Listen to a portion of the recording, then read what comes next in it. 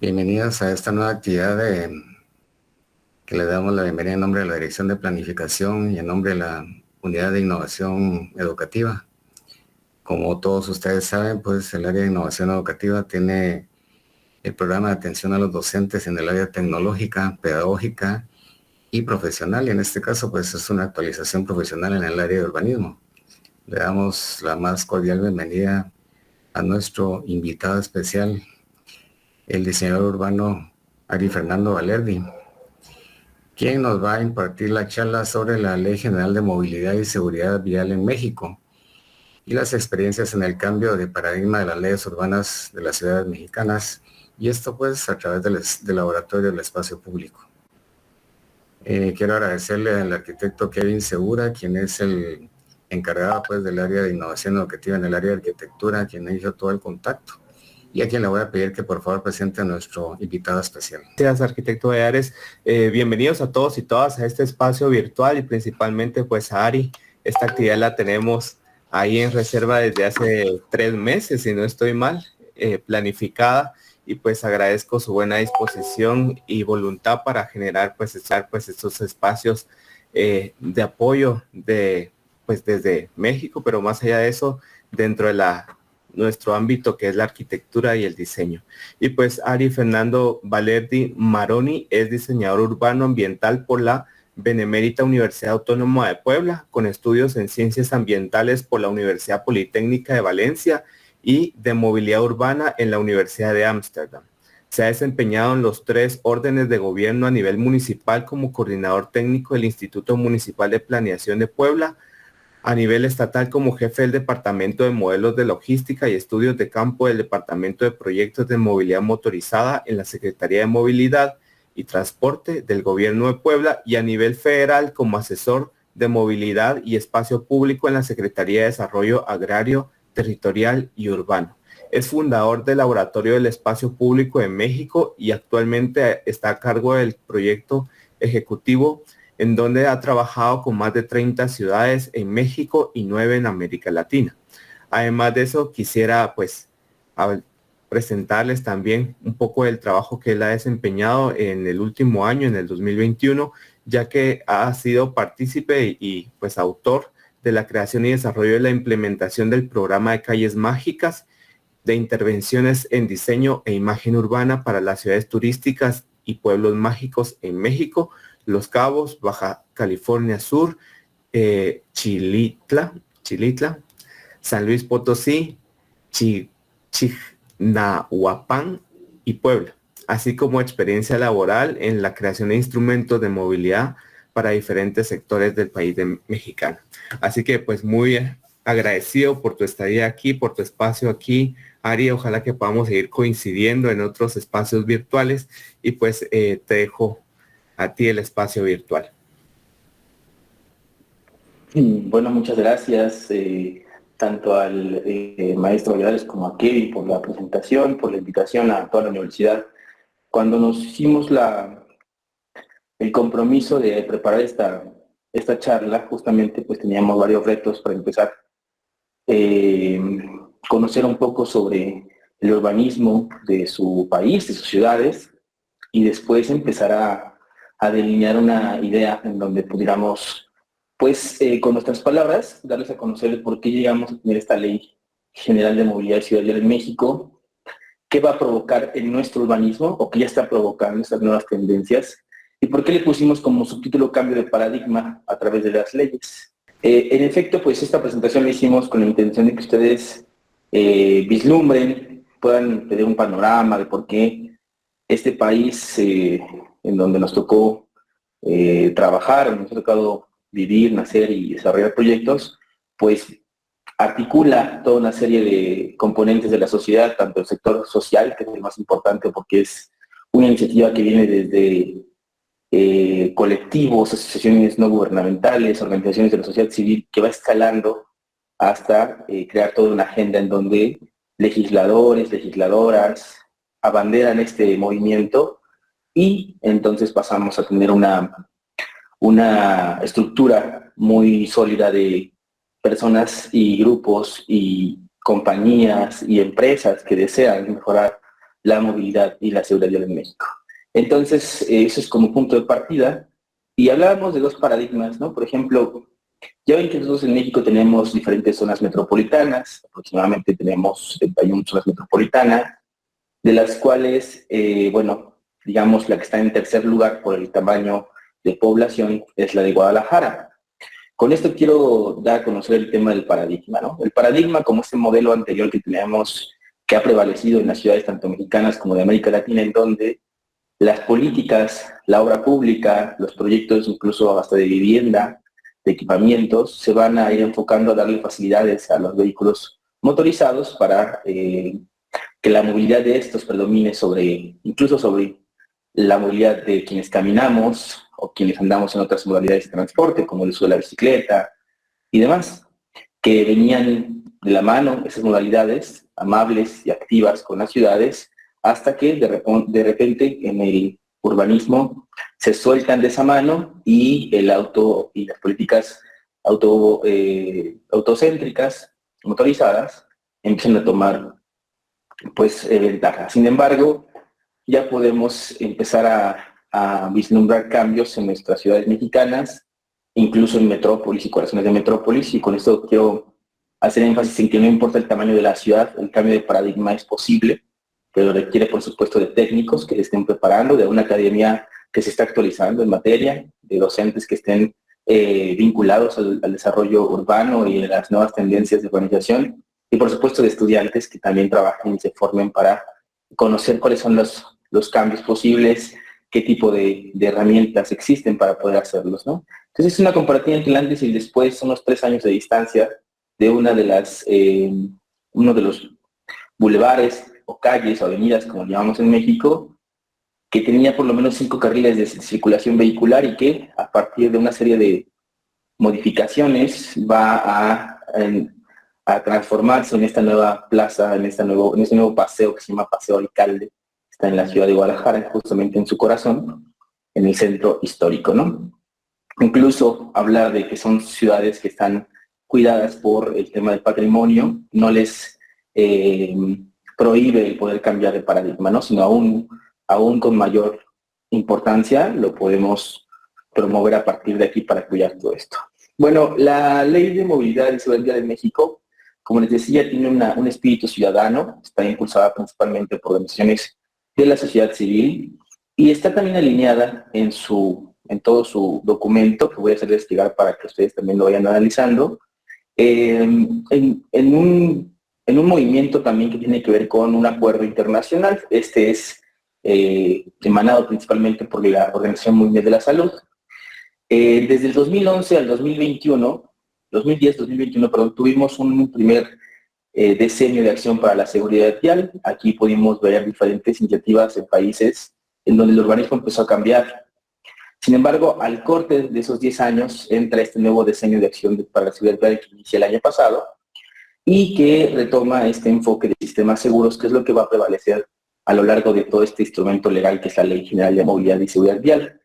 Y con ello tenemos que estar conscientes de que por lo menos hay 5 ejes de acción que tienen estos acuerdos internacionales. En el que más nos hemos especializado como laboratorio ha sido en la modificación de la estructura vial, sobre todo, como decía Kevin, en este año y el año pasado, pues ha sido trabajar con intervenciones para hacer las calles más seguras. Nosotros pusimos calles mágicas, porque además de cuidar la vida, se convierten en centros que reflejan la cultura de las comunidades. Otro pilar es, por ejemplo, el transporte multimodal y la planeación territorial, es decir, aquí hacemos una conjugación entre los usos de suelo de las ciudades y cómo se hablan a través del transporte público, el transporte en diferentes modalidades. Después hay otro pilar que habla sobre estos vehículos seguros, todas las normativas indispensables con las que deben de cumplir los vehículos motorizados para que en caso de cualquier impacto, siniestro, pues las lesiones sean lo menos graves posibles.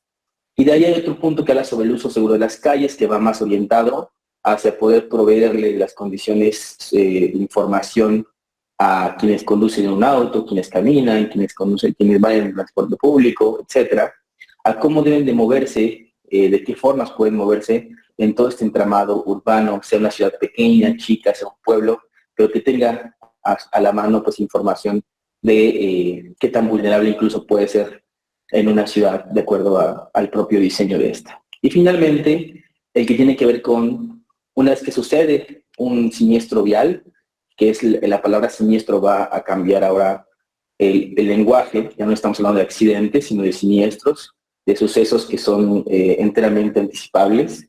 Pero cuando ya suceden estos siniestros, pues también hay una serie de elementos y subsistemas que pueden ayudar a que la vida o la lesión que se ha causado a través de ese siniestro, pues sea lo menos, o se salve o sea lo menos grave posible. Entonces, pues este diseño de acción de la seguridad vial tiene como objetivo, en particular, una de las metas de los Objetivos del Desarrollo Sostenible, comparte esta meta que es en el objetivo 3, que es de salud y bienestar.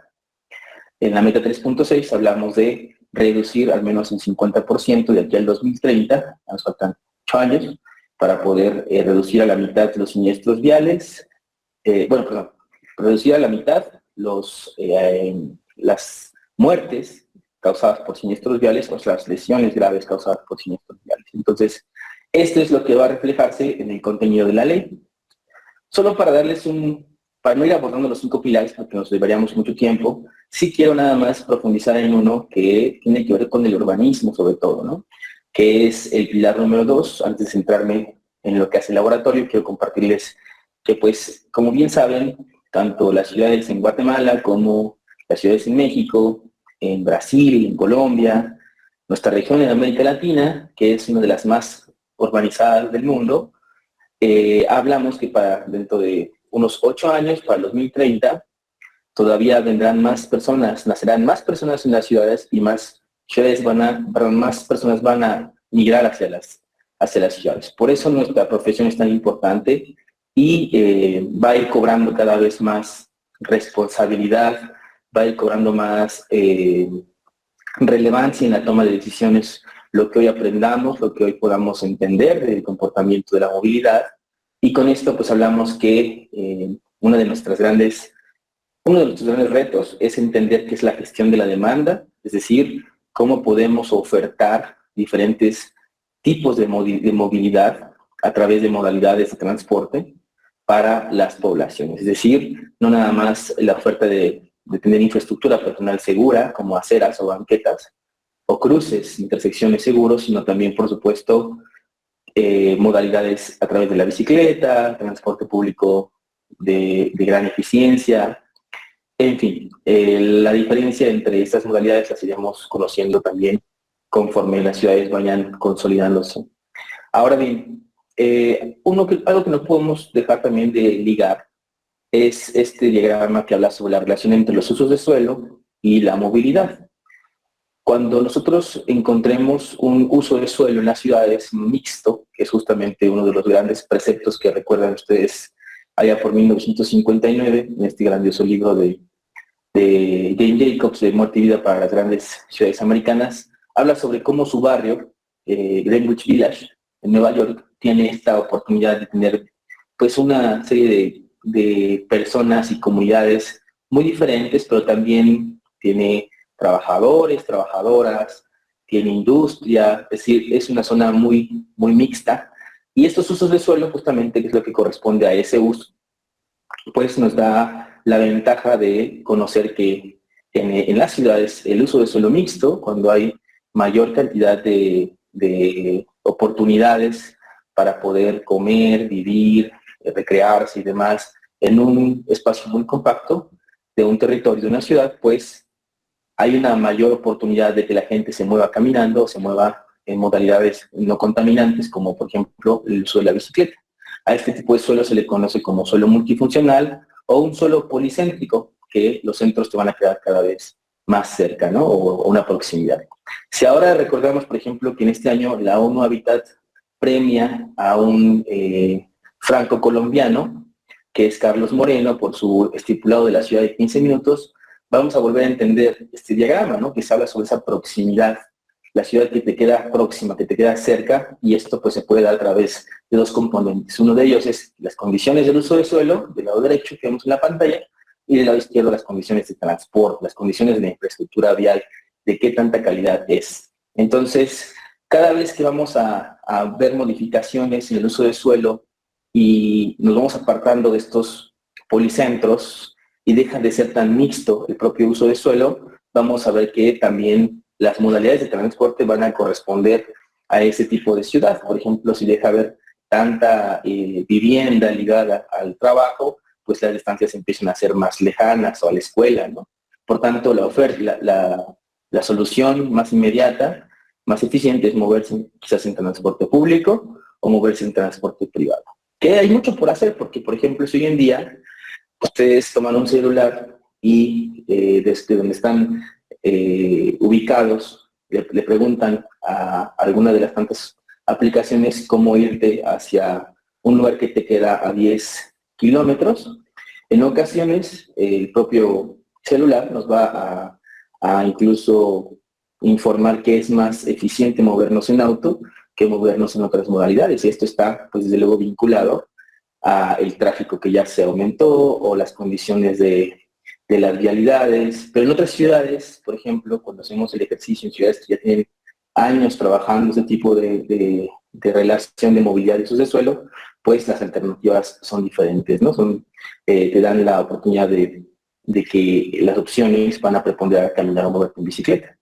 Entonces, pues no es otra cosa más que aplicar políticas que promuevan el uso del desarrollo urbano compacto, que tiene que ver con consolidar corredores de transporte masivo, sobre todo para esta característica de las ciudades latinoamericanas, que son ciudades cuya expansión urbana tiende a formar periferias con altas densidades. Bueno, ahí es la oportunidad de importar este modelo de transporte multifuncional. Pero ahora, bueno, vamos a regresar ya, una vez comprendido este eje, que no quería dejar de pasar de contarles, pues regresemos a la Ley General de Movilidad y Seguridad Vial. Bueno, nuestro país, México, tiene una población cerca del 74% de personas viviendo en zonas urbanas. Nosotros llevamos zonas urbanas a un territorio, una población que está arriba de las 2.500 personas. Y lo cierto también es que, desafortunadamente, el nivel de urbanismo que ha imperado ha dejado de lado la planeación. Entonces, la serie de datos que ven en pantalla significa lo siguiente. De los municipios en México, de los 2.471 municipios que se reconocen en este año, tenemos que más de la mitad no cuenta con un instrumento de urbanismo, un instrumento de diseño urbano, un instrumento de planeación territorial que guíe el crecimiento y, por supuesto, la movilidad de este sitio, de este territorio, ¿no? Y los componentes de este territorio. Entonces, esto es lo que se refiere como PMDUs, lo que ven estas siglas. Nosotros en México le llamamos Programa Municipal de Desarrollo Urbano Sustentable, ¿no? Que es este instrumento que guía el crecimiento territorial o lo ordena.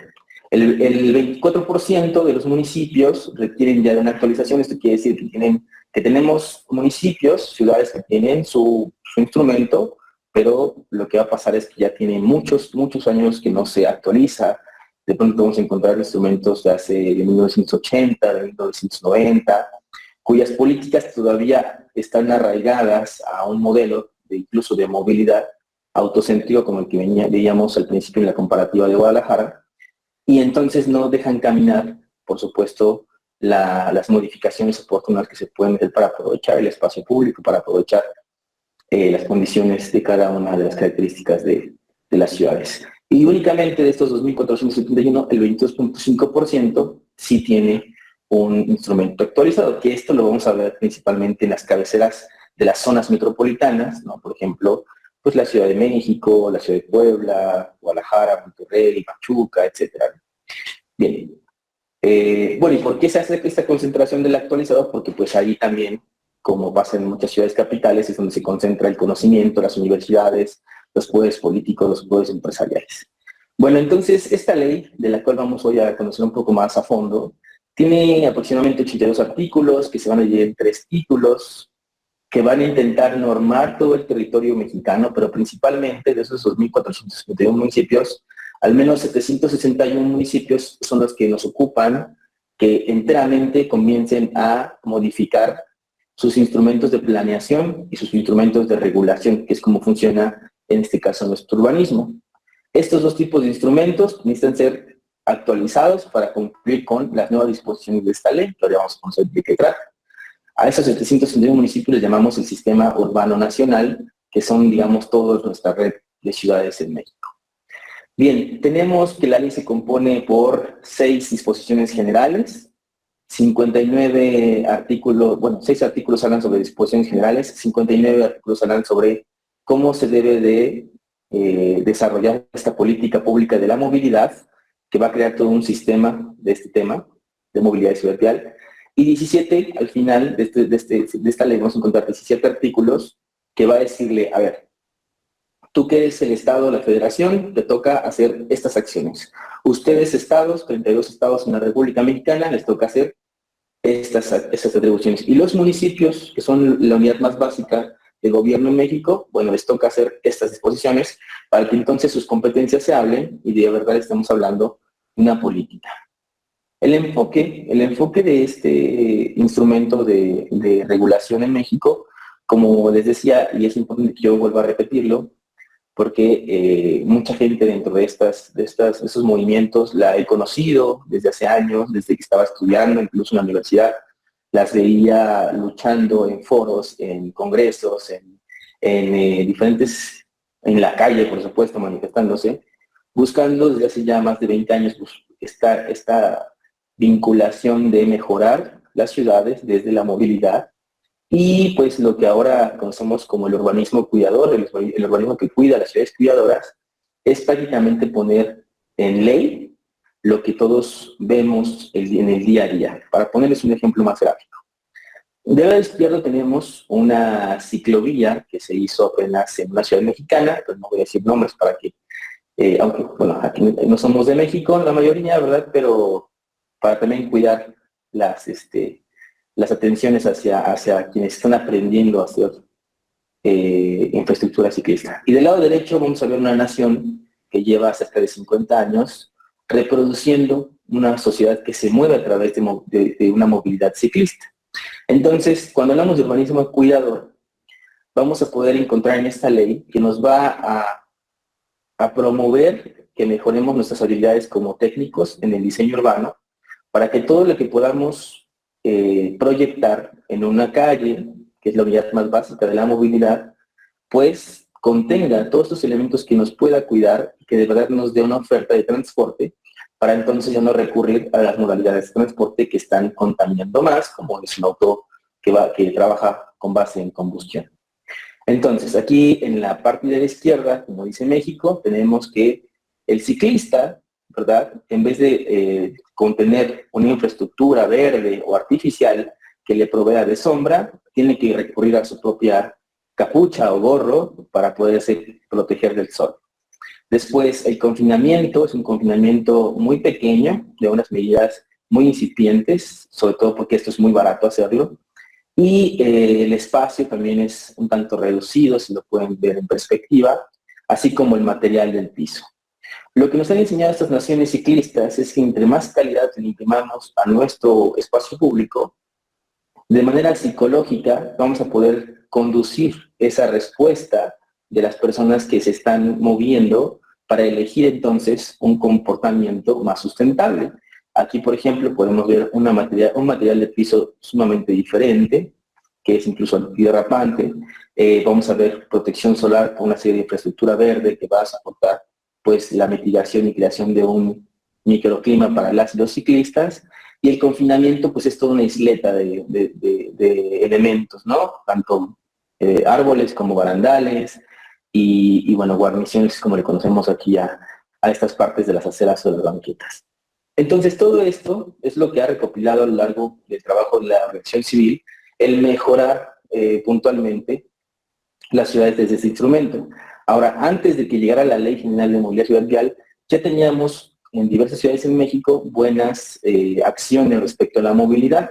Sin embargo, siempre estaban a criterio de quien toma las decisiones, es decir, a un criterio político. Esta lucha de la organización civil, que escala, que se vuelve una lucha de legislación urbana, pues ya obliga a las autoridades a disponer del criterio técnico. Es decir, esta es una lucha que se gana en favor de la academia, se gana en favor de las asociaciones civiles, porque escucha y realmente presiona al tomador o a la tomadora de decisión sobre los elementos mínimos que hay que considerar. Pero bueno, vamos a replantear un poco la escala, ¿no? Regresemos al territorio mexicano. ¿Por qué tenemos que impulsar una ley de movilidad y seguridad vial? Bueno, nosotros llamamos a México, y está reconocido en los instrumentos de planeación, que entre 1980 y el 2017 tenemos un urbanismo que va a ser acobijado por una política económica neoliberal, en donde la mayoría de los servicios pues, se ponen a una prestación privada. Esto hablemos de obra pública, de salud, bueno, en fin, todos los temas que puedan imaginarse, ¿no? Y sobre todo en la gestión de las ciudades. Entonces, ¿qué tuvo como consecuencia este tipo de economía que regía las ciudades? Pues que incluso la población tuviera una tasa de crecimiento anual de 2.4, pero sin embargo el territorio, es decir, la superficie de nuestras ciudades crecieron más que el doble. Entonces, nuestras ciudades crecieron más que nuestra propia planeación. Perdón, nuestra propia población. ¿Qué significa esto? Pues que heredamos en este bloque de tiempo una densidad muy baja en el territorio urbanizado. Y esto, pues a la hora de tratar de vincular la movilidad, como veíamos en el aspecto del concepto anterior, en donde veíamos el suelo y las condiciones de movilidad de la infraestructura, pues es todo un reto. Tenemos que casi reurbanizar nuevamente todo un país a través de sus ciudades, pero ahora bajo estos nuevos preceptos del urbanismo próximo, ¿no? Para ponerles un ejemplo, la segunda zona metropolitana más grande de nuestro país es Monterrey. Esta zona se veía así en 1986. Ustedes pueden ver en este contorno que dibujo con mi cursor, pues están sus límites territoriales. Del 86 al 2022 creció en esta mancha urbana que vemos ahora, ¿no? Obviamente se conurbó con pequeños poblados, se fue comiendo incluso las faldas de las montañas, y entonces todo esto que vemos de crecimiento, desde luego que no fue orientado para moverte bajo esquemas sustentables de movilidad, es decir, las aceras o las banquetas son muy deficientes, el sistema de transporte público no puede competir con el sistema privado, ¿no? Lo que hace es el reporte que habla, que se hizo a partir de una encuesta que le denominamos Origen-Destino, que es uno de los estudios que se pueden hacer para las ciudades, es justamente arroja que en Monterrey tú puedes moverte en auto casi con una ventaja del doble de lo que puedes ahorrar moviéndote en transporte público, ¿no? Es decir, te mueves la mitad del tiempo en auto de lo que te tardas en transporte público. Bueno, tenemos, como decía, 74 zonas metropolitanas, el 74.2% de la población de México vive en este tipo de desarrollo urbano, disperso, desconectado y desorientado.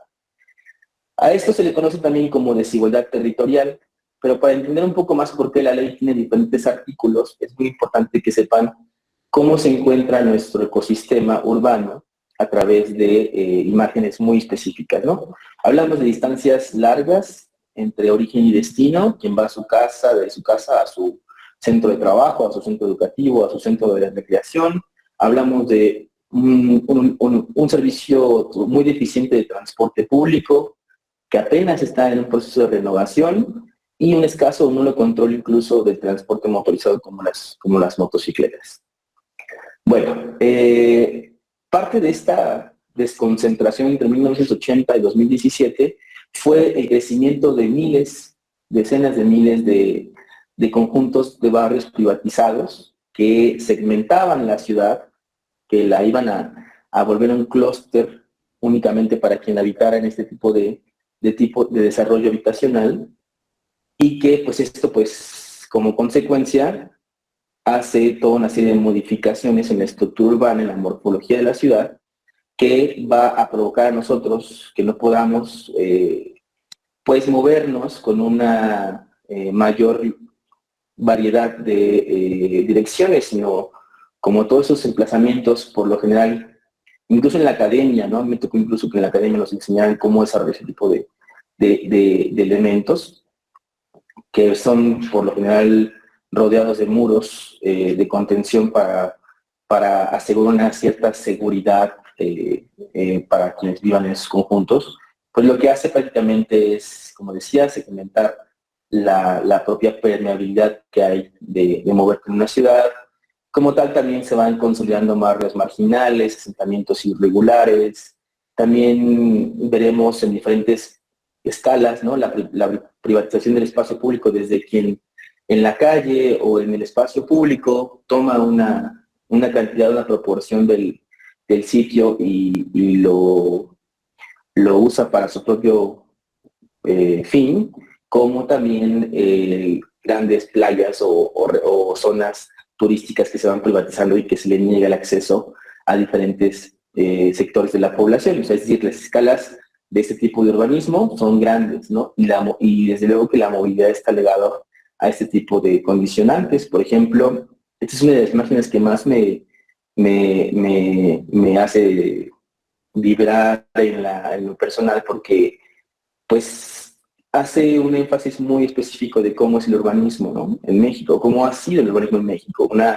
Un urbanismo que atiende las distancias vehiculares, que reproduce infraestructura para conectar puntos de interés comercial, industrial, etcétera. Pero las fuentes de vida de estas ciudades son olvidadas, son marginadas, son contaminadas, y incluso el que haya una llanta aquí, pues creo que es como el símbolo de quién se está pues llevando toda la consecuencia negativa de este tipo de modelo de urbanismo, ¿no? Y bueno, como uno de los puntos que quería resaltar es que, si ustedes recuerdan, hay una caricatura muy famosa que se llama, bueno, no sé si en Guatemala tiene el mismo nombre, pero en México se llama el pájaro loco, ¿no? Es este pájaro carpintero, que es un carpintero real. Bueno, esta especie en México está extinta ahora, gracias a una serie de modificaciones en su hábitat que tienen que ver con la depredación de los ecosistemas y de la forma en la que estamos reproduciendo el hábitat en la parte urbana, ¿no? El desplazamiento ecosistémico. Entonces, también además de la parte natural, la parte urbana está muy ligada a cómo gestionamos la movilidad. Para ponerles un ejemplo más claro, en México cada 3 meses tenemos un organismo que va monitoreando la percepción de la inseguridad a nivel nacional y por ciudades. Esta se llama ENSU, Encuesta Nacional de Seguridad Urbana. Antes la teníamos, antes del 2018, antes del cambio de gobierno nacional, era cada año. Ahora es cada 3 meses, con esta intención de volver pues a hacer un país más seguro desde las ciudades. Y entendimos un común denominador. Por ejemplo, esto que ven enumerado son los 5 tipos de delitos más habituales en México. Y sobre todo también, estos 5 que ven aquí en pantalla son los 5 lugares en donde, de acuerdo a la encuesta nacional de seguridad urbana, las personas con mayores de 18 años se sienten más inseguras o han sido víctimas, desde luego, de algún tipo de robo, ¿no? Cajero en la vía pública, es decir, cuando dispones de dinero en la vía pública, cajeros automáticos, transporte público, en un banco, en calles habituales y carreteras. Cuando hacemos una asociación directa al modelo de movilidad que ha imperado, pues desde luego a quien se puede asaltar de una manera muy fácil, por decirlo así, muy simple, es una persona que va caminando el cajero en vía pública y que otra persona en transporte motorizado pues puede aventajárselo, dado que pues las calles lo permiten altas velocidades, permiten que haya poca o nula vigilancia natural, etcétera, ¿no? El transporte público, como herencia de este suelo disperso, desde luego es deficiente, y en puntos ciegos del trayecto puede ocurrir un tipo de fenómeno de asalto. En bancos, bueno, para quien delinque un banco, evidentemente la forma de escapar o huir requiere de un automóvil privado. Calles habituales, que es justo lo que ilustra esta imagen, ¿no? Si vemos esta imagen en su diseño urbano, vamos a encontrar muros ciegos con poca permeabilidad de saber qué pasa entre lo privado y lo público, y desde luego que se vuelven puntos vulnerables para los transeúntes. Y finalmente, bueno, carreteras, que también son lugares en muchos casos inhóspitos. Entonces tenemos estos 5 puntos que se van a ligar también a la movilidad. Y bueno, ya ni decir lo que está sucediendo en otros territorios, ¿no? La escasez de agua, la falta de cobertura del servicio de transporte público, y con ello pues toda la vulnerabilidad. Sobre todo esta ley está pensada y fomentada porque entre el 2015 y el 2017 tenemos datos muy alarmantes, es decir, las infancias, los niños y los jóvenes desde 5 hasta 29 años tenían como primera y segunda causa de muertes los accidentes viales, los siniestros viales.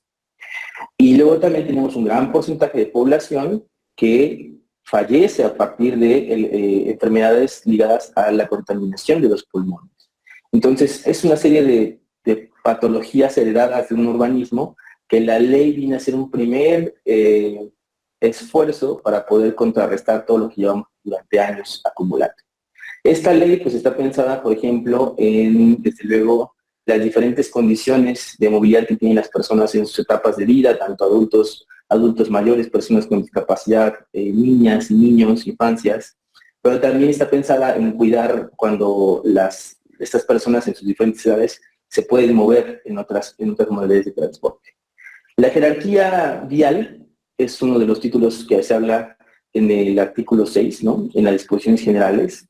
Habla sobre que pues, aquí ya está otra vez hecho en ley quien lleva la prioridad en las calles y en las políticas, y también ahora en el recurso público, ¿no? Que son las personas que se mueven a pie en sus diferentes modalidades, desde luego previsión de personas con discapacidad, mujeres y niñas, mujeres que van asumiendo una movilidad de cuidado, que es este fenómeno de asociarse al cuidado de viaje de una persona como un infante, incluso las infancias prenatales, ¿no? Que son estas personas que todavía con nosotros aún estamos dentro del vientre de nuestras madres, pues está pensada esta ley para darle priorización a esta modalidad de transporte, a estas personas. Después vienen todas las personas ciclistas y personas usuarias de vehículos no motorizados. El tercer escalón de esa pirámide es las personas que se mueven y que presten el servicio de transporte público o se mueven en el transporte público. El transporte de carga o de mercancías que va a distribuir todos los bienes en nuestras ciudades y territorios. Y finalmente, las personas que usan un vehículo motorizado. Bueno, para hacerles esto de manera más resumida, tratamos de esos pequeños como enunciados, ¿no? En el título 1 vamos a encontrar de lo que se trata el enfoque sistémico, como hablaba en las imágenes que les presentaba. No nada más se trata de movilidad, sino son impactos de desigualdad territorial, económica, salud, medio ambiente. En el título 2 se habla sobre definir los mecanismos entre las autoridades. ¿Quiénes son las autoridades que pueden normar la movilidad en México, desde la federación hasta los estados, los municipios? ¿Y qué papel puede también tener la sociedad como participación ciudadana?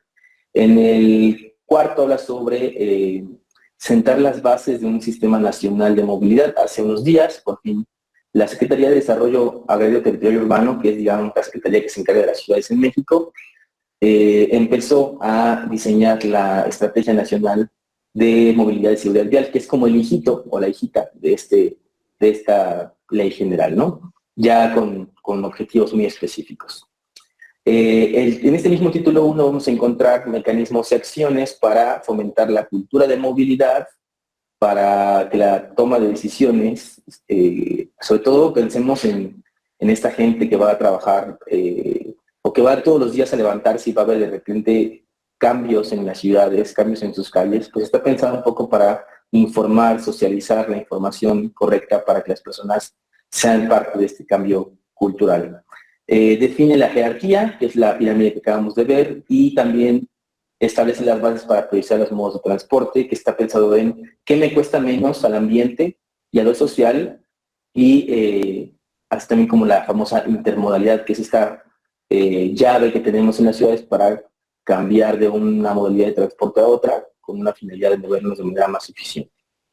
Finalmente, el 9 y el 10, dentro del título 1, hablan sobre mecanismos y acciones para la gestión de riesgo, es decir, cómo vamos a reducir las muertes y los siniestros, y finalmente, cómo vamos a tomar decisiones con base en evidencia científica y territorial.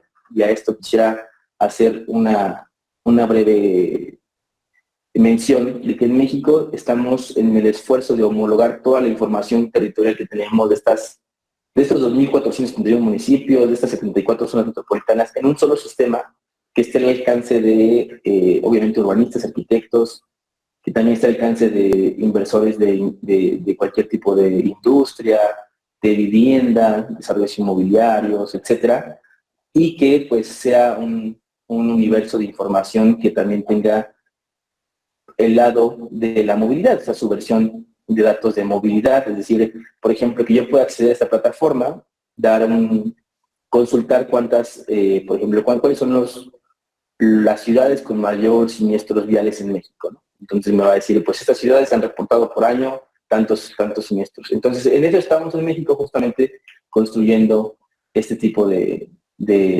información.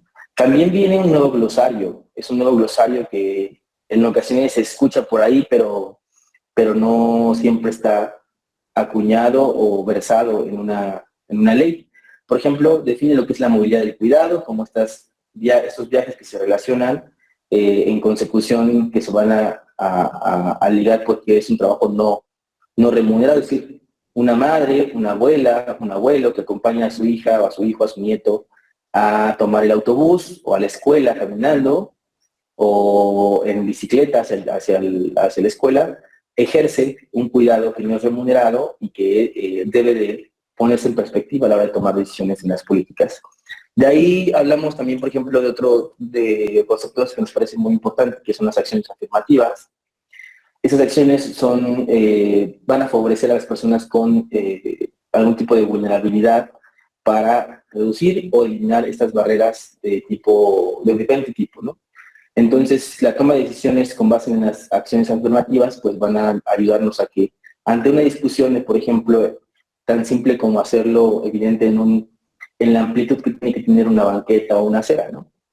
Entonces, la toma de decisión debe estar pensada en los grupos más vulnerables. Tendríamos a las niñas y los niños, a las personas con discapacidad, una persona en silla de ruedas, etcétera. Entonces, tenemos la oportunidad de proveerle una banqueta o una acera digna a toda una serie de edades y de personas con diferentes capacidades. Después también hablamos que ya se hace una especificación sobre un examen de valoración integral, en donde tanto de forma física, médica, psicológica, se asume que las personas puedan estar adiestradas para conducir un vehículo motorizado. El título 2 de esta ley, de esta medicina, como decimos nosotros en el laboratorio,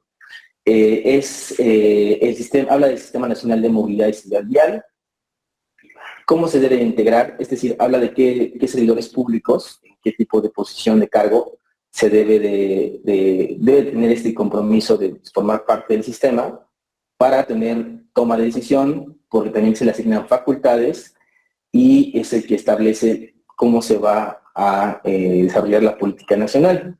En esos momentos estamos, justamente en México, definiendo cómo los estados van a armonizar sus leyes, esos 32 estados, o el 31 estados y el Distrito Federal y la Ciudad de México, van a armonizar sus leyes territoriales y leyes de movilidad con base en esta nueva disposición. Entonces, en eso estamos justamente. En el capítulo 2 se habla del derecho a la movilidad, que es parte del derecho a la ciudad. Recuerden que en el 2016 la nueva agenda urbana hablaba sobre este derecho a la ciudad. Bueno, el derecho a la movilidad como parte de este bloque y el derecho a la seguridad vial. Define lo que es la accesibilidad, la eficiencia, la sostenibilidad, la calidad, la inclusión, la igualdad y los derechos de las víctimas. Esto es algo muy importante porque muchas veces en nuestro país pasaba que habían una serie importante de números de víctimas de siniestros viales que no gozaban de derechos. Es decir, si alguna persona perdía la vida en una calle o en una carretera, pocas veces había toda una secuencia de actos que podía hacer el Estado para trabajar esa pérdida, porque finalmente hablamos de una lesión, no nada más de una pérdida humana, sino una lesión que fractura familias, una lesión, si por ejemplo no fue una lesión, no fue una muerte, pero fue una lesión grave, la persona deja de vivir como vivía. Entonces hay una serie de condiciones psicológicas y físicas nuevas para estas personas que deben de ser asumidas desde también lo que puede ofertar la ley, los estados y también la propia sociedad en incluir a estas personas cuando son lesiones graves, ¿no? O qué hacer ante un siniestro vial. Ante ser víctima, perdón, de un siniestro vial. El título 2, bueno, aquí recordarán que hablábamos en un principio que en este título es cuando, pues lo que alberga la mayoría de la política, ¿no? Empieza como cómo se debe formular la estrategia nacional, qué visión a largo plazo debe tener, o a cada cuánto se tiene que renovar, a cada cuánto tiene que sacarla. El capítulo 4 habla sobre el sistema, ahora sí ya especifica el sistema de información territorial y urbano, famoso SITU. Cómo se van a conformar los indicadores, las bases de datos, quién va a reportar la información. Y, por ejemplo, ¿qué tipo de información se reporta a nivel de ciudad? Bueno, por ejemplo, el reparto modal, qué porcentaje de tu ciudad, de tus ciudadanos, de tus personas, se mueven caminando, en transporte público, en bici, en auto privado. Todo esto, incluso, por ejemplo, la base de datos de las personas que conducen un vehículo de transporte público, de las plataformas como Uber, etcétera. O sea, todo esto en una gran concentración de información nos va a ayudar, sobre todo, pues, a mejorar nuestras prácticas de movilidad. Y ustedes se preguntarán cómo, por ejemplo, tener el nombre de la base de datos de los choferes o los conductores, obviamente dicho, o las conductoras de transporte público. Bueno, en otros territorios, como decía en un principio también, que llevan tiempo legislando esto, el tenerlo en una base de datos, en una ley, comienza a estimular que se hagan trabajos con más bien que se formalice el trabajo de, por ejemplo, quien conduce un vehículo de transporte público, ¿no? Y entonces pueda tener prestaciones, y entonces te pueda tener seguro social, algo que todavía no pasa en México, para ponerles en la realidad territorial. Entonces, esto va a ir modificando que se puedan dar los cambios en la vida de las personas que son parte de este gran sistema de movilidad. Por eso es un enfoque sistémico, porque no nada más trata las vías, sino trata las personas, trata el trabajo de las personas, trata las personas con discapacidad, trata más bien, indica a las autoridades qué deben de hacer, por eso se habla de un enfoque sistémico. En este mismo título 2, en el capítulo 5, ese es de los que más me gustan porque habla de la planeación y programación. Y aquí, por ejemplo, en la parte de los instrumentos, es cuando habla de cómo debe ser un programa de movilidad sustentable para una ciudad, para un municipio que a lo mejor no esté en vías de urbanización, ¿verdad? Cómo mitigar que no se vuelva, pues, el día de mañana un caos vehicular como ha estado pasando en estos años. ¿Qué criterios de diseño deben de existir? ¿Cómo se diseña la red vial? ¿Cómo entender la infraestructura vial? ¿Qué es una auditoría? ¿No? Por ejemplo, ¿cómo podemos inspeccionar las calles, las vías, para poder saber si cumplen o no cumplen con una serie de disposiciones técnicas que van a ayudar a gestionar la movilidad? Y que, por ejemplo, esta calle que voy a inventariar, que le voy a hacer una auditoría, cumple con de que los vehículos no pueden sobrepasar las velocidades vehiculares, o no cumple, y por lo tanto requieren atención, ¿no? Habla también de espacios públicos, de estudios técnicos, de los sistemas integrados de transporte, de cómo debe ser el transporte público, cómo controlar los servicios de transporte, la modernización del parque vehicular. Seguramente les ha pasado ver en diferentes ciudades que tenemos vehículos de transporte público de hace 20 años, o incluso me ha tocado ver en algunas ciudades del norte de México cómo los autobuses que usaban los niños y las niñas que van a la escuela en Estados Unidos, nos los compran en México para que ese sea nuestro transporte público. O sea, eso tiene que desaparecer. Son diferentes necesidades, son diferentes contextos urbanos y territoriales que no deben de tratarse de la misma forma, ¿no? Medidas de tránsito, disposiciones de diseño, control y tránsito, licencias, permisos, la regulación de las licencias. Fíjense que en México, por ejemplo, no importa la edad que tengas, tú puedes sacar una licencia. En realidad, la regulación de las licencias es un tema muy sensible, sobre todo porque en ocasiones, la mayoría de los estados en donde puedes obtener una licencia de conducir no te hace un examen práctico, simplemente hace una serie de preguntas, 10 preguntas me parece que son, y ya puedes obtener tu licencia de conducir. Entonces, esto nos hace como reflejo que evidentemente tengamos muchas pérdidas humanas en las calles, sobre todo por atropellamientos o choques, porque las personas no están licenciadas, no están formadas para tener un control de un vehículo motorizado con responsabilidad. Entonces, bueno, esto está ya en la parte de ser regulado. Estándares de vehículos nuevos, aquí hablamos sobre los puntos que deben de tener estos vehículos. Y aquí también quisiera contarles algo que sucedió en la discusión de esta ley. Cuando estaban las cámaras de discusión, tanto de diputados como de senadores, que es el tercer orden de gobierno en México, el segundo orden de gobierno en México, pues La industria automotriz, por supuesto, que levantó la mano con una queja de por qué iban ahora a ponerse nuevos estándares en los vehículos, porque por supuesto seguía produciendo vehículos que no contaban con todas las medidas de seguridad y estaba vendiéndolos a los mexicanos, a las mexicanas. Entonces, pocas veces se sabe que pues las condiciones de un vehículo realmente pueden salvarte la vida o evitar que te lesiones para toda tu vida, ¿no? Entonces, esto ya está integrado dentro de la ley. En este mismo título vamos a ver instrumentos económicos y financieros.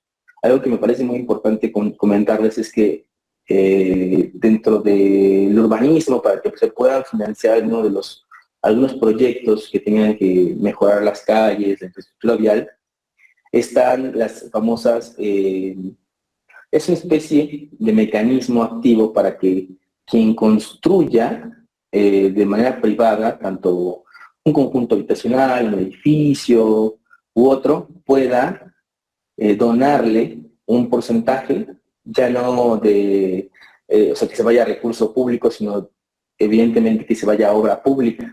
Entonces, esto se llama medidas de mitigación urbana, que son, pues, creo, a mi parecer, una de las tantas estrategias que se pueden hacer para que las ciudades empiecen a modificar su obra pública a partir de los grandes desarrollos inmobiliarios, ¿no? Bueno, sistemas integrados de transporte, impactos, financiamiento, acciones, programas federales y bueno, aquí habla sobre la sensibilización, educación e información, cómo hablarle a la ciudadanía para que estos entiendan la nueva forma de movernos.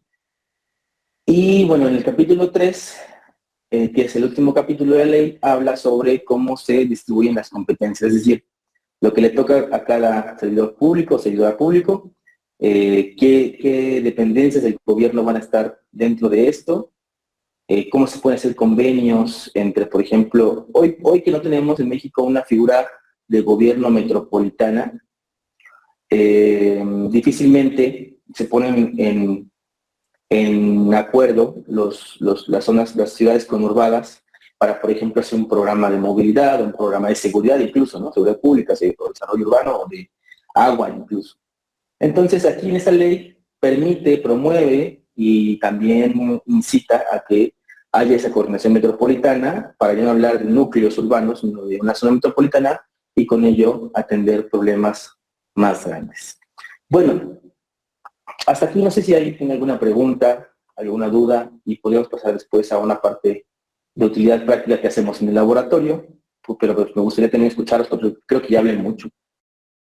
Creo que también hay una intención de que puedas mostrar un poco el trabajo que desarrollaste con las calles mágicas, tal vez desde la página. No sé si se podría y así damos unos 10 minutos para pues esta parte de las calles mágicas y creo que hay dudas por ahí. Ok, entonces, pues si quieren voy escuchando sus dudas mientras les pongo aquí las calles mágicas.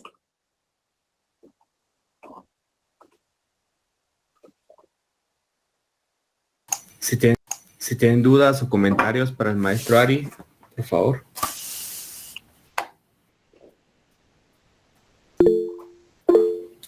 El arquitecto Almoshen, el maestro Almoshen, por favor. Buenos días, no sé si me escuchan. Sí, fuerte y claro. Buenos días, mucho gusto, mi nombre es Moshe Asturias. Una consulta con el tema de servidores. Hablabas de buscar algún lugar para integrar toda la información. Sí. Eso requiere un reto en el sentido de que necesitas un espacio físico, aparte de físico, un espacio o un servidor para poder almacenar esa información. ¿Cómo lo han visto ustedes? ¿Y qué les ha sido más rentable o cómo lo piensan manejar? ¿Por servidores libres o llámense equipos pagados?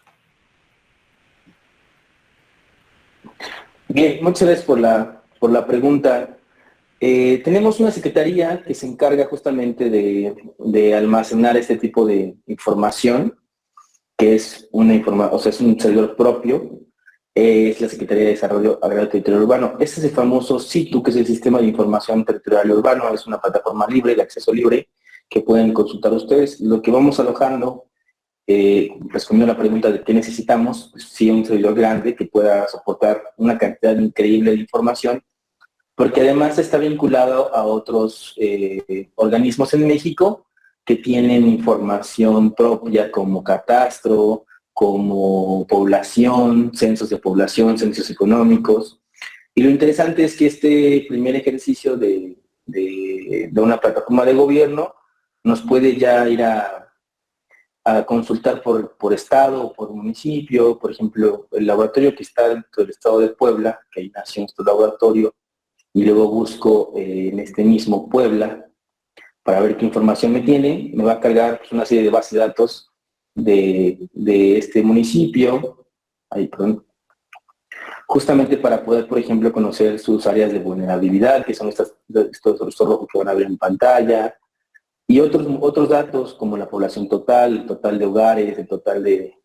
que realmente es una programación que retoma la información almacenada ya en otros servidores, realmente, ¿no? Por ejemplo, estos datos son del servidor del Instituto Nacional de Geografía y Estadística. Entonces, nada más lo que hace es únicamente hacer una reproducción gráfica de la información, y pues esto va también a tener el componente de movilidad, que es lo que vamos a ver más adelante del Sistema de Información Territorial.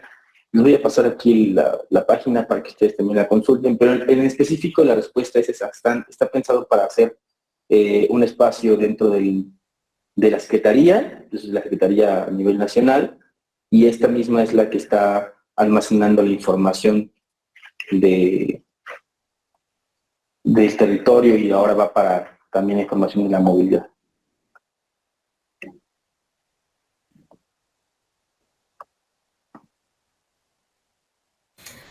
Gracias. No sé si hay alguien más que tenga alguna pregunta, comentario o duda.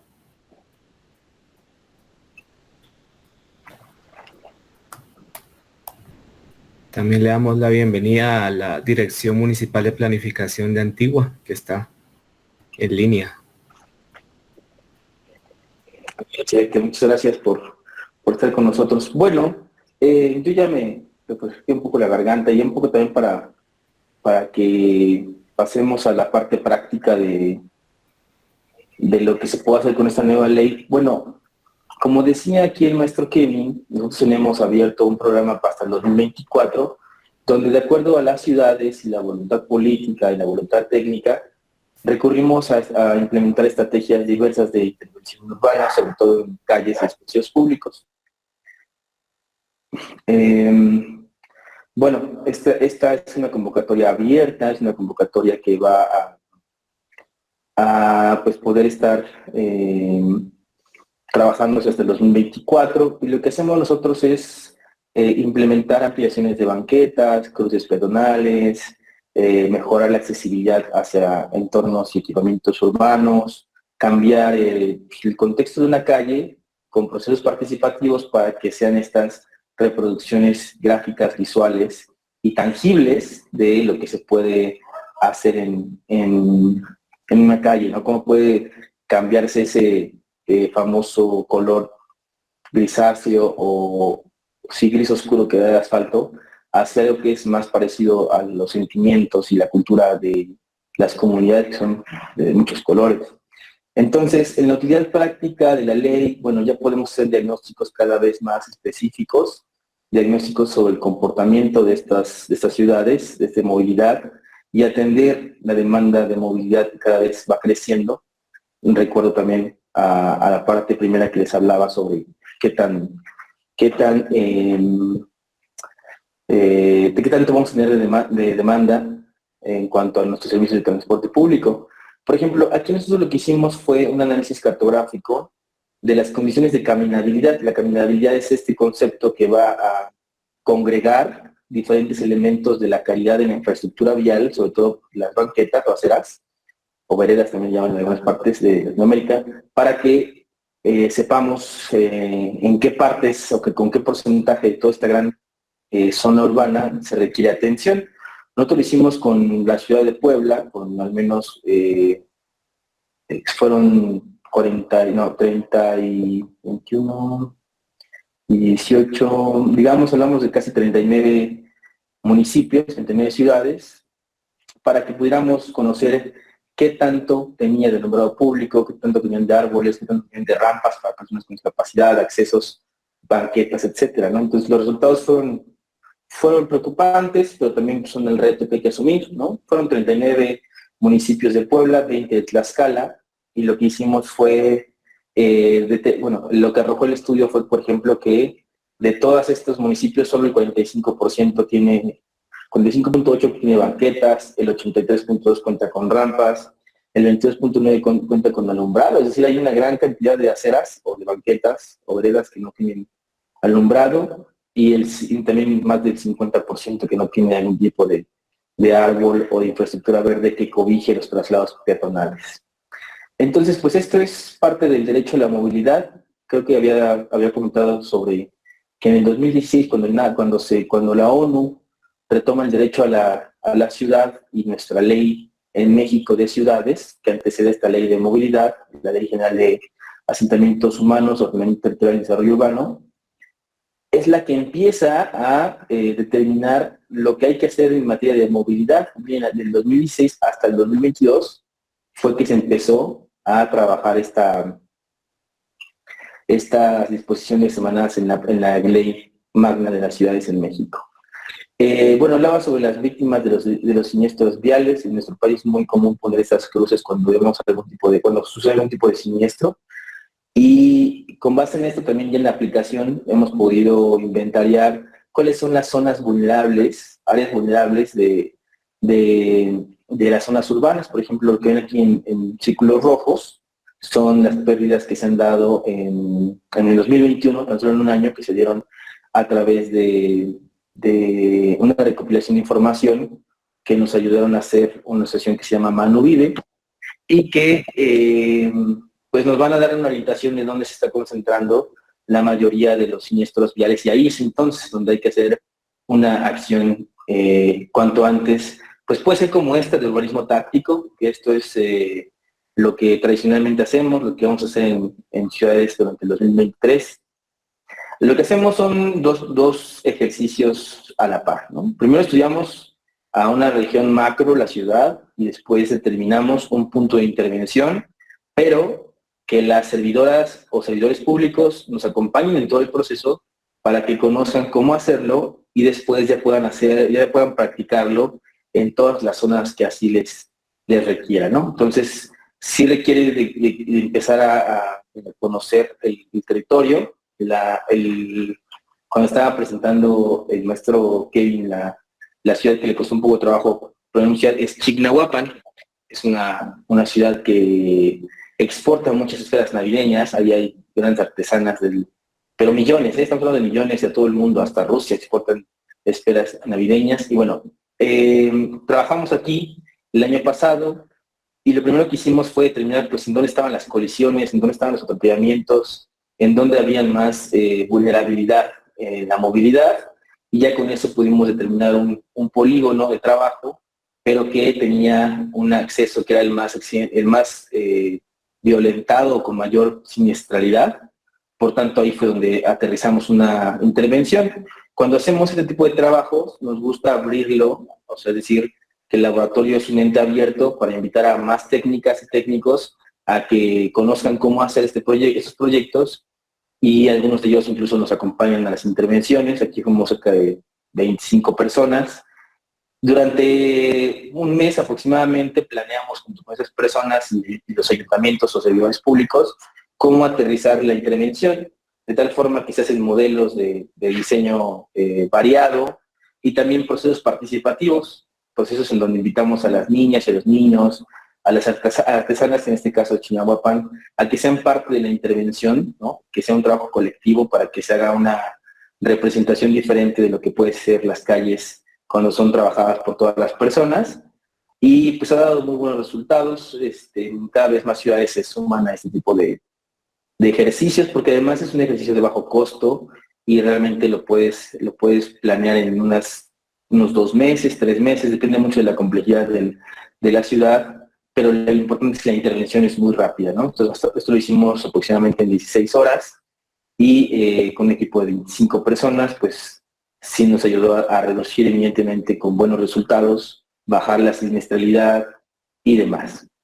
Bueno, ya casi para terminar la parte de la ley, pues también la ley está pensada en sobre todo el futuro urbano, el futuro de nuestras ciudades, y nosotros como laboratorio siempre estamos desprendiendo actividades con las infancias. Esta fue una de las primeras que hicimos en una escuela de 40 alumnas y alumnos en su primera infancia, es decir, estaban antes de los 6 años, entre 6 y 7 años. Fueron parte de un ejercicio que hicimos en donde les pusimos a dibujar durante 20 minutos todo lo que recordaban de su viaje de transporte desde que salen de casa hasta que llegan a su escuela. Pues los resultados fueron muy parecidos. Las niñas y niños que viajan en auto reconocían evidentemente pocos elementos de su imaginario urbano, de su barrio, de su casa, del espacio público, diferente a las personas, las niñas y niños que se movían a pie o en bicicleta. Ellos tienen la noción de ir percibiendo todavía con mayor exactitud, con mayor precisión, los elementos que componen a la ciudad, ¿verdad? Y esto pues resulta muy importante el día de mañana que tengan que trabajar o vincularse a un proceso participativo para mejorar sus barrios. Este fue el resultado de una niña que va en transporte bicicleta. Y bueno, eso nos dio la oportunidad de empezar a hacer en el 2017 estas intervenciones. Y bueno, aquí una foto de las madres y los niños que lo hicieron posible. Creo que esa es la última. Y bueno, pues yo quedaría aquí para escuchar sus preguntas, sus dudas. De todos modos, ahí está mi usuario en las diferentes redes sociales, Instagram, Facebook, Twitter. Y pues muchas gracias. Gracias por tan excelente intervención, Ari.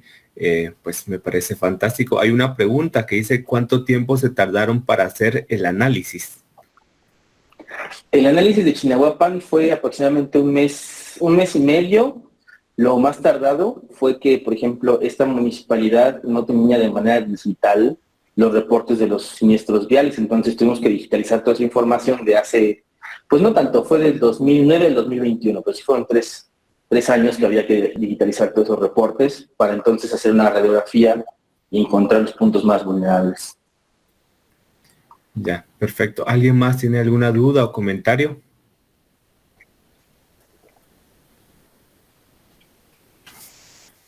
Bueno, si no hay comentarios o dudas, dejo en el uso Eduardo Alberto Rodas. Alberto, por favor. Un comentario, perdón, y tal vez poco lo que preguntaba Moisés Asturias.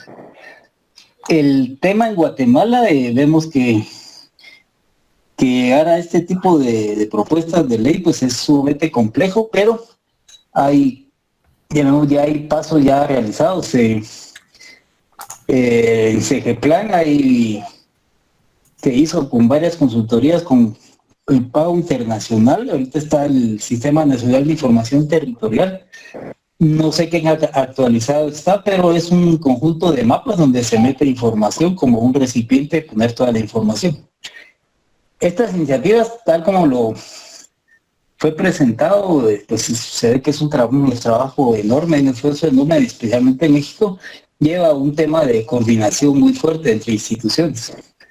Y un poco lo que nos falta, ¿verdad? Acá nuestra ley que más hay dos, la ley de tránsito, que hay muchos vacíos, después la ley de vivienda de asentamientos humanos también, y obviamente el Código Municipal, que es en el espacio público de la movilidad, pues lo comparten dos instituciones. Uno son las municipalidades, y cuando ya es carreteras, pues es el Ministerio de Comunicaciones y Vivienda. Y ese es uno. El otro es que, digamos, es enorme los esfuerzos. Un poco con Kevin le comentábamos que estábamos haciendo una investigación en el ejercicio profesional supervisado en todas las comunidades que atiende. Obviamente no se puede atender a todas por el número de estudiantes, y la investigación va sobre espacios públicos. Y lo que estamos encontrando son cosas alarmantes en el tema del espacio público. Obviamente, el primer análisis que se hace es saber cuánto en porcentaje hay de espacio público. Y lo dividimos en tres: el espacio de movilidad, que son las calles, es el que siempre está presente, mayor, arriba del 20% normalmente. El espacio de áreas verdes y espacios abiertos y áreas verdes, perdón, a veces es mínimo. Y el espacio de equipamiento para infraestructura de salud, educación, muchas veces también es muy bajo. Esto porque perdimos en los 80 más o menos con la introducción, no sé cómo lo llaman en México, pero aquí le hemos llamado condominio, que al final son viviendas individuales con áreas comunes y con propiedad. Ya solo se deja un pequeña porcentaje de área verde hacia el interior de esos conjuntos habitacionales cerrados, y que solo estamos expandiendo las ciudades y la estamos cerrando, y entonces tenemos la imposibilidad de tener espacio público.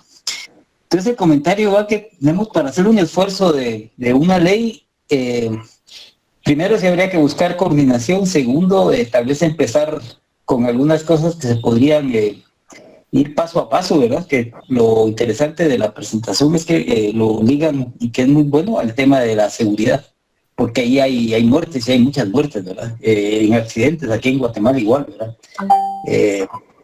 Entonces esa inseguridad al peatón y al ciclista, en la mayoría de los casos, es la que podría ser la entrada de esa coordinación interinstitucional. Pero aparte de eso, los planes de ordenamiento territorial, no tenemos 10 en Guatemala, y ahí es donde se puede empezar a meter. Sin embargo, cada municipalidad lo hace a su gusto. Hay mucho trabajo por hacer, y tal vez el tema tendría que empezar es el tema de coordinarse, ¿verdad? Yo recuerdo que tal vez de los éxitos que sí se tuvo fue cómo la universidad fue que lideró el tema del Renacentro, ¿verdad? Que fue un tema de cómo empezar a darle valor al centro, pero ahí se metieron un montón de instituciones, y sí se puede, pero hay que empezar tal vez con tal vez objetivos más cortos, para no pensar en gran. México nos lleva 100 años en todo el tema de planificación urbana, planificación territorial, el tema de ciudades turísticas, y la verdad es que es muy similares las realidades. Sin embargo, las instituciones, ahí es la diferencia, son muy débiles. Solamente, gracias.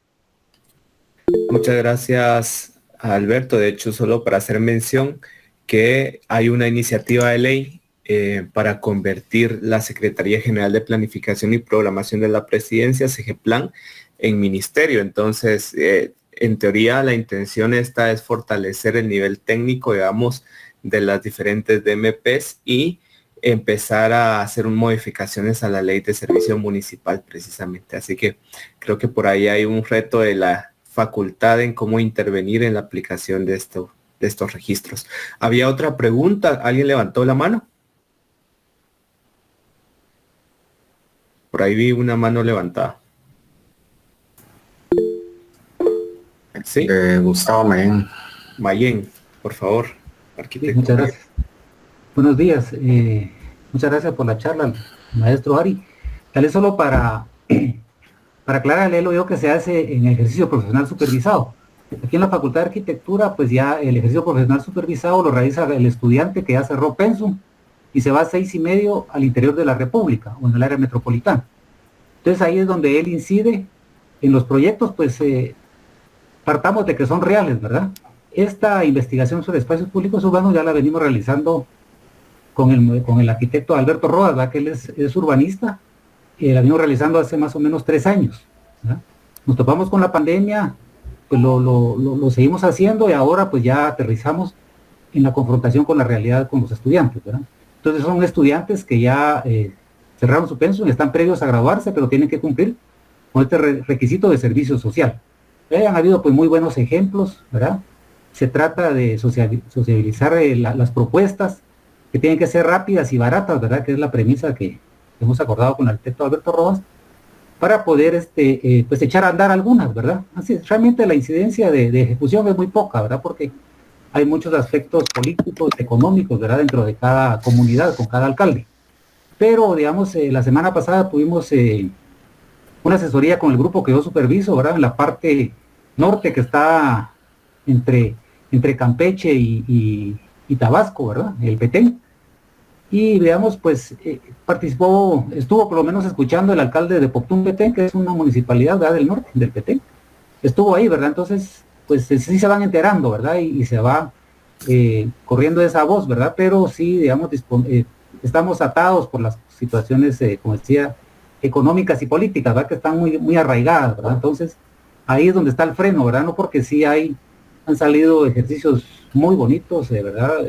Pues han habido algunos participativos, ¿verdad? En cuestiones de acupuntura así muy, muy puntuales, ¿verdad? Que creo que más que todo en el área de Occidente, de aquí del país, ¿verdad? Así que muchas gracias, mucho gusto, maestro Ari. Al contrario, gracias, les agradezco los comentarios. Nada, quería puntualizar en dos cosas que me parecen muy importantes. El comentario anterior, cuando decían que pues a largo plazo y que poco a poquito, lo cierto que algo que he observado en esta ley de movilidad que se construyó, digamos, pues casi hace, no sé, en 4 años, se volvió realidad, tuvo este proceso ágil gracias a que hubo una interdisciplina, es decir, hay gente que abandera el proceso político, o sea, tenemos dentro de estos grupos de trabajo gente que estudió ciencias políticas, tenemos economistas, tenemos gente de salud, es decir, que si bien el tema es urbano, arquitectónico, también las otras áreas de las disciplinas han ayudado a que se convierta y escale a una ley, solo para poner eso en perspectiva sobre el andar que tienen en Guatemala, ¿verdad? Por mucho por hacer también como aquí en México. Y finalmente, el segundo comentario, fíjense que algo que no les platiqué es que cuando se vota en las cámaras, no tiene esta ley ninguna oposición. Y esto se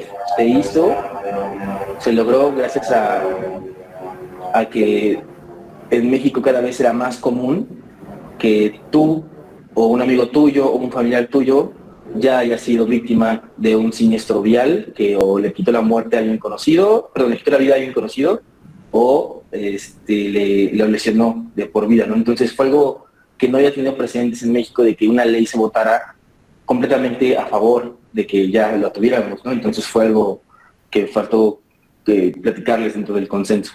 Pero eso era, gracias. Ya estamos con el tiempo cumplido. Es que vamos a entregar el reconocimiento, por favor, que leerlo. Bueno, muchas gracias, arquitecto. Universidad San Carlos de Guatemala, Facultad de Arquitectura, otorgan el presente diploma de reconocimiento a Ari Fernando Valerdi por haber impartido la conferencia Ley General de Movilidad y Seguridad Vial en México, como parte de las actividades de desarrollo profesional de la Unidad de Innovación y Actualización Docente, impartido el 19 de octubre del 2022. Y enseñada a todos, firma el arquitecto Sergio Castillo Bonini, decano en funciones de la Facultad de Arquitectura, y el arquitecto Carlos Valladares, director de Planificación en Guatemala, octubre 2022. Así que muchas gracias por el espacio, por el tiempo que nos has dedicado, y ahí te manda felicitaciones, Zoila, eso era lo que quería decir, por la intervención, y que pues aquí en Guatemala tienen identificados actores para abonar a nuevos sistemas viales. Así que esperamos en algún momento ir generando algún tipo de alianza con el Laboratorio de Espacio Público de México, y pues este es un primer paso e inicio para desarrollar proyectos en conjuntos, ¿verdad? En conjunto hay todos. Así que pues les agradezco, arquitecto Valladares, por favor. Sí, muchas gracias de nuevo, Ari, por compartir tus conocimientos, tu experiencia y compartirnos pues esta ley tan importante. Como bien decía Alberto Rodas, pues nos llevan bastantes años ustedes de diferencia en el sistema de planificación, y además me llamó la atención que casi solo el 50% de las ciudades, de las municipalidades realmente cuentan con un plan de desarrollo urbano sostenible. Eso pensé que era más, porque cuando uno entra a las ciudades mexicanas pues se mira que hay ya un trabajo de planificación.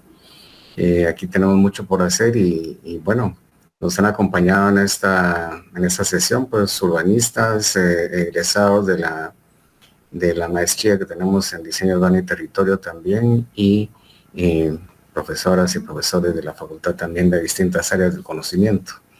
Así es que muchas gracias, Ari, y vamos a estar en comunicación en el futuro. Muchas gracias a todos ustedes por su participación y no olviden pues llenar la asistencia para constancia de esta actividad.